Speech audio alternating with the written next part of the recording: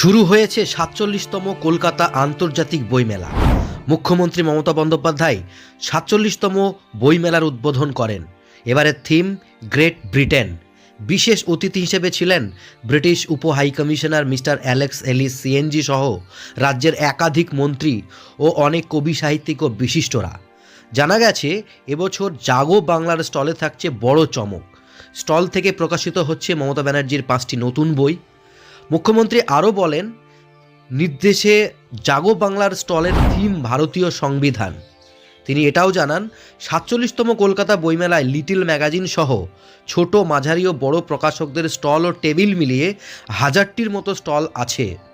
মেলায় ঢোকা বেরোনোর ৯টি গেট থাকছে, যার মধ্যে একটি গ্রেট লন্ডন ব্রিজের আদলে তৈরি হয়েছে এবং একটি গেট বেথুন স্কুলের ১৭৫ বর্ষ উপলক্ষে তার আদলে তৈরি। সমরেশ মজুমদার ও এস বায়েটের নামে ২টি হল থাকছে বইমেলায়। নীরেন্দ্রনাথ চক্রবর্তী ও সমরেশ বসুর জন্মশতবর্ষ স্মরণে থাকছে ২টো মুক্ত মঞ্চ। এবছর ডক্টর রমাপ্রসাদ গোয়েঙ্কা সিএসসি সৃষ্টি সম্মান প্রদান করছে বিশিষ্ট সাহিত্যিক বাণী বসুকে। প্রতিবার বইমেলায় ব্যাপক ভিড়ের ফলে অনেকেই প্রয়োজনীয় স্টলে যেতে হন্যে হয়ে ম্যাপের খোঁজ করতে হয়। এবছর সেই সমস্যার সমাধানে প্রতি গেটে কিউআর কোড স্ক্যানের মাধ্যমে মোবাইলেই বইপ্রেমীরা পেয়ে যাবেন ডিজিটাল ম্যাপ ও বিভিন্ন স্টলের তথ্য। এবছর বইমেলার অন্যতম আকর্ষণ কলকাতা লিটারেচার ফেস্টিভ্যাল হচ্ছে ২৬ থেকে ২৮ জানুয়ারি। পাশাপাশি ফুড কোর্ট, ব্যাংকিং অর্থাৎ এটিএম পরিষেবা ও পর্যাপ্ত চিকিৎসা পরিষেবার ব্যবস্থাও আছে। চলুন জেনে নেই কলকাতা বইমেলা কিভাবে প্রত্যাবর্তন হলো এবং কবে থেকে শুরু হলো। ১৯৭৬ সালের ৫ মার্চ প্রথম কলকাতা পুস্তক মেলা আয়োজিত হয়েছিল। মেলা চলেছিল ১৪ মার্চ অবধি সেন্ট পলস ক্যাথিড্রাল, বিড়লা তারামণ্ডলের উল্টো দিকের মাঠে, বর্তমানে মোহরকুঞ্জ উদ্যান। এই মেলা আয়োজিত হয়েছিল। কলকাতার ডিসি হেডকোয়ার্টার্স অচিন্মান ঘটক মাঠের ভাড়া মুকুব করে দিয়েছিলেন। প্রবেশদ্বারের নকশা অঙ্কন করেছিলেন বিশিষ্ট শিল্পী শুভা প্রসন্ন। মেলা উদ্বোধন করেছিলেন পশ্চিমবঙ্গের তদানীন্তন রাজ্যপাল এএল ডায়াস। প্রথম মেলার সভাপতিত্ব ছিলেন জিজ্ঞাসা প্রকাশনের কর্ণধার শ্রী কুমার কুন্ডা।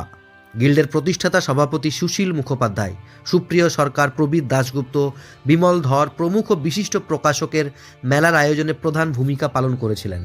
প্রথম বইমেলায় কলকাতার সব প্রকাশক সংস্থা যোগ দেননি। তাদের অনেকেই মেলার সাফল্য নিয়ে সন্দিহান ছিলেন সেই সময়। তাই মেলার মাঠ ছোট হলেও তা ভর্তি হওয়ার মতো স্টলই পাওয়া যায়নি।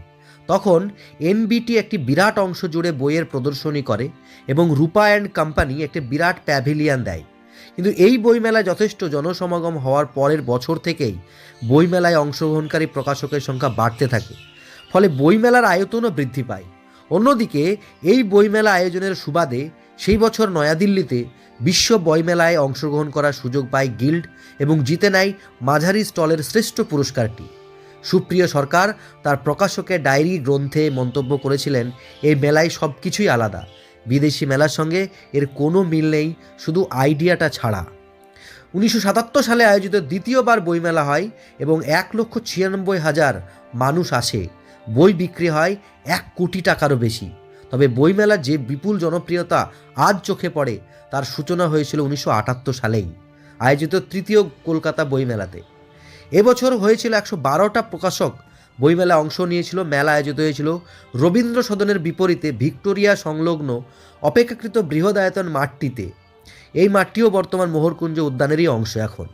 ১৯৮৩ সালে মেলায় যোগ দিয়েছিল ২৮৫টি প্রকাশক ও পুস্তক বিক্রেতা। সেবার বিড়লা তারামণ্ডল থেকে রবীন্দ্র সদনের বিপরীতে অবস্থিত অধুনা মোহরকুঞ্জ উদ্যানের সম্পূর্ণ অংশটি মেলার জন্য পেয়ে যায় গিল্ড।